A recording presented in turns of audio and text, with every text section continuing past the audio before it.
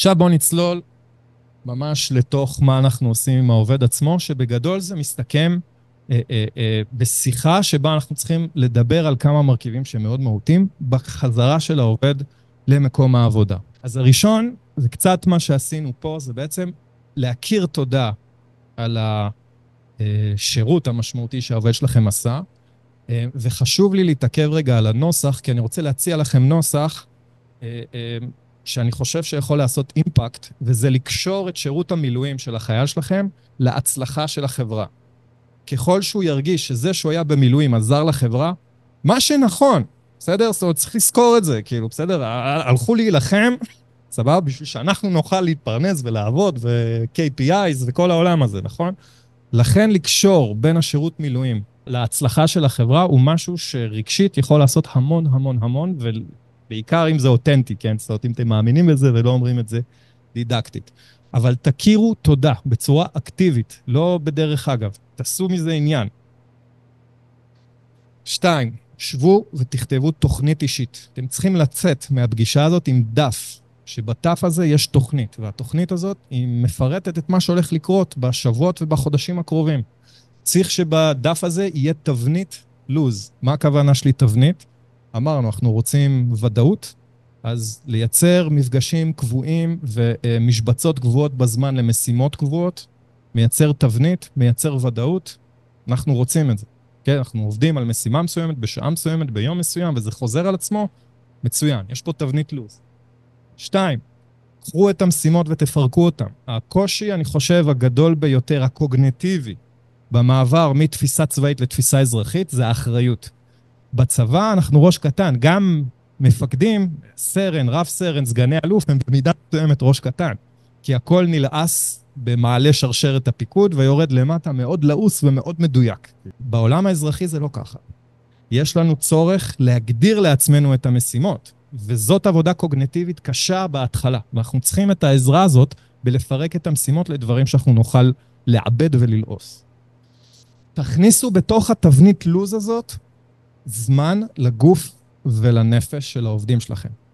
הם לא ירגישו לגיטימציה להשתמש בזמן שיש במקום העבודה בשביל הדברים האלה. אל תדברו איתו רק על משימות, KPI, למלא את ה-CRM וכל העולם הזה, אלא מה אתה עושה כדי לחזור, מתי הזמן עם הילדים שלך, מתי הזמן עם אשתך, תכניסו לו את זה בתוך משבצות שהוא חייב לקחת בחשבון כחלק מהאחריות שלו כעובד מוצלח.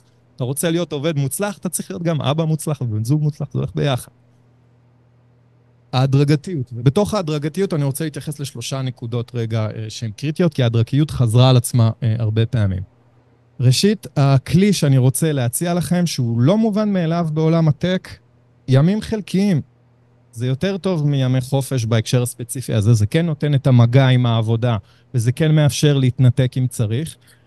אני מציע להתחיל מחצי הימים ולא מחופשים, ולעשות את זה בצורה מדורגת, ומתוך הדו-שיח עם העובד להבין אם מגבירים את זה או מנמיכים את זה, בסדר? אבל הקו אמצע הזה מאפשר מקום הדרגתי להתחיל ממנו. 2, יעדים לחצי שנה, ואני מדבר על חצי שנה. התהליך ההדרגתי צריך להסתיים תוך חצי שנה. בעולם ה-HR, תקנו אותי פה מי שטועה, אבל עובד מסיים את האוטבורדינג שלו בדרך כלל סדר גודל של בין חצי שנה לשנה, זה נקרא שהוא סיים אונבורדינג, נכון? כאילו שהוא נקלט בתוך התרבות הארגונית, מכיר את התפקיד שלו לעומק, לפועל. זה לוקח זמן להיקלט בסביבה חדשה. הפואנטה היא שההדרגתיות הזאת לוקחת זמן ותתכננו אותה. תתכננו אותה ברמת העומסים של היעדים, ודיברנו על תחושת השליטה של אותה הדרגתיות צריכה להיות. ההדרגתיות צריכה שהעובד הוא זה שמנהל אותה ומכיר אותה ומבין אותה, ולא לכפות אותו עליה. השלמת פערים שאולי הנושא הקשוח ביותר, כי יש פערים. הסיפור של תקציר הפרקים הקודמים הוא קריטי, ואפשר לעשות את התקציר הזה בכל מיני דרכים. אני בעיקר מציע לא להפיל את זה על העובד שחוזר ממילואים, שיתמודד רגע עם תיבת מייל מפלצתית. תבנו לו את הסשנים שהוא צריך כדי to bring back to speed. לפגוש את הלקוחות שצריך, לקרוא את המסמכים שצריך וכו'. כאילו מה שצריך לעשות, תבנו לו אותו. 2, התיבת מייל היא משהו מלחיץ. באמת, כאילו התיבת מייל עצמה, כאילו גופה. אם יש יכולת לאפס את התיבת מייל ושמתחילים מאפס, זה גם מאפס חרדות ומאפס שלא פספסתי שום דבר וכו'.